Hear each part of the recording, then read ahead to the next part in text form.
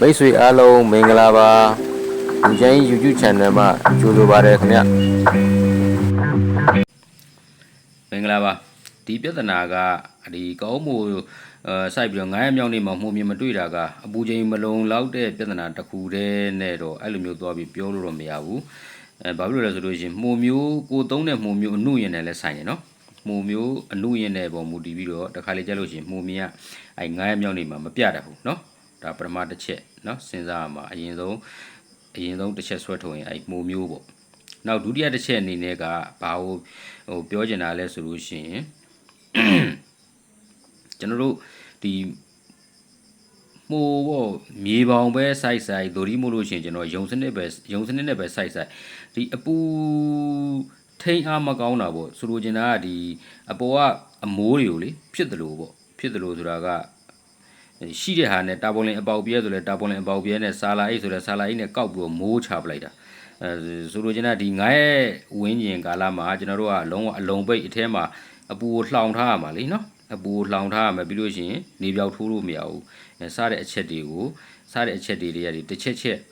်လွတ်သွားခဲ့လို့ရှိရင်လည်းမူမြင်သည်9မြောက်နေ့မှာမပြဘူးအဲ့ဒါကအပူမလုံလောက်တာနဲ့မဆိုင်အပူမလုံလောက်တာနဲ့ဆိုင်တော့ဆိုင်တယ်ဒါပေမဲ့ဓာတ်ရည်ကြီးသွားသက်ဆိုင်တာမဟုတ်ဘူးခင်ဗျားတို့အမိုးတေချာမလုံလို့เนาะနေအောင်ကြီးထိတာတို့ဘာတို့နောက်တစ်ခါလေတိုက်ခတ်မှုပေါ့เนาะလေအထဲကိုဝင်တယ်လေလမ်းကြောင်းအထဲမှာရှိတယ်ဘာညာဆိုလို့ရှိရင်သူကဒီမှုမြင်ပြန်ပွားမှုနှုံးကိုအနှောက်အယှက်ရှိတယ်เนาะအဲ့ပြဿနာတွေရှိတယ်ဒါကြောင့်မလို့အပူမလုံလောက်တာတခုနဲ့တော့ဆုံးဖြတ်လို့မရဘူးဟိုတော့ပထမတစ်ချက်ဒီမှုမျိုးနောက်တစ်ခါကျွန်တော်တို့ကမှုအဲ့မြေပေါင်ဆိုလဲမြေပေါင်အမိုးလောက်ထားတာအမိုးဒ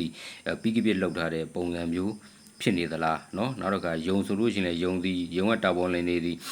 ဖူးဖမောင်းကြီးတွေเนาะတေချာကာနနလုံမထားပဲနဲ့စနစ်တကျလုံမထားပဲနဲ့ယုံဖြစ်ပြီးရောဆိုပြီးကာထားတဲ့အနေထားမှာအဲ့မှာဟိုနေရာအဖာဒီနေရာအဖာနဲ့ဆိုယုံထဲမှာကလေချောင်းတွေလေချောင်းအထဲမှာရှိနေမယ်နောက်တော့ကအလင်းရောင်မလုံဘူးပေါ့စသဖြင့်ပေါ့เนาะဒါမျိုးလေးတွေရှိတယ်ဆိုလို့ရှိရင်9မြောက်နေ့မှာမှုမြင်သည်မတွေ့တာမျိုးဖြစ်တတ်တယ်เนาะကျေးဇူးပါမင်္ဂလာပါဗေဒာနဲ့ဆိုင်ရင်ဘလို့နှက်ရလဲဆိုတော့ဗေဒာနဲ့ဆိုင်ရင်တော့ဗေဒာကိုတော့နှက်ဆရာမလို့ဘူးเนาะဗေဒာကိုနှက်ဆရာမလို့ဘူးဗေဒာရဲ့သဘောတရားဒီရင့်တဲ့ဟာကိုရှာပြီးတော့ကျွန်တော်တို့ကစိုက်ရမယ်เนาะဗေဒာရင့်တဲ့ဟာမှာဘာဖြစ်လို့ဆိုလို့ရှိရင်ကျွန်တော်တို့ကဒီ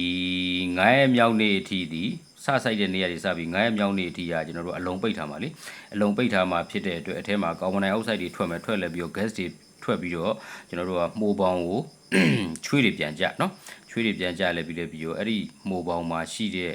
ဗေဒာဒီနုတယ်ဆိုလို့ရှိရင်မှုမြင်ပြန်ပွားမှုနှုံးကိုတိတ်ပြီးတော့မထိရောက်ဘူးဆိုတာကသူကပျော်ကြသွားเนาะပျော်ကြသွားတယ်ဟိုဘယ်လိုပြောရမလဲမှုထွန်းတော့မကောင်းဘူးပေါ့ဗျာเนาะသူများမှုပေါင်းနေကျွန်တော်တို့ကဒီ10နောက်ပိုင်းမှာခူးလို့9ရက်လောက်ခူးရတယ်ဆိုလို့ရှိရင်ဒီမှုဗေဒာအနုနဲ့လောက်ထားတဲ့မှုပေါင်းတွေဒီ1ရက်2ရက်လောက်ပဲเนาะလွန်ကကျော်2ရက်လောက်ခူးလဲပြီးတော့ဒီကောင်တွေကဝါပြီးတော့သူပျော်ကြတော့เนาะဒီချွေးကြောင်လေเนาะအဲ့လိုမျိုးတွေဖြစ်တတ်တဲ့အပူကြောင့်အဲ့ဒါမျိုးကိုဒါကြောင့်မလို့ကျွန်တော်တို့ကဒီဗေဒာကိုအရင်ကိုရှာစိုက်เนาะဗေဒာကိုအရင်ကိုရှာစိုက်တယ်ဆိုလို့ရှိရင်အဆင်ပြေတယ်เนาะနောက်တစ်ချက်က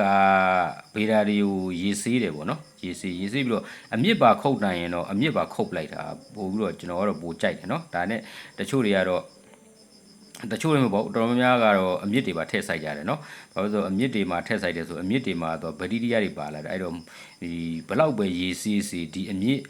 ်အပွားလေးတွေအမြစ်ကလေးတွေမှာကတ်နေတဲ့ဗက်တီးရီးယားတွေကတခါလေကြလို့ရှိရင်ကျွန်တော်တို့မှုပေါင်းကိုဒုက္ခပေးတတ်တယ်နော်ဒါလေးတွေကဟိုဂယုဆိုင်တော့မမှားဘူးပေါ့ဗျာနော်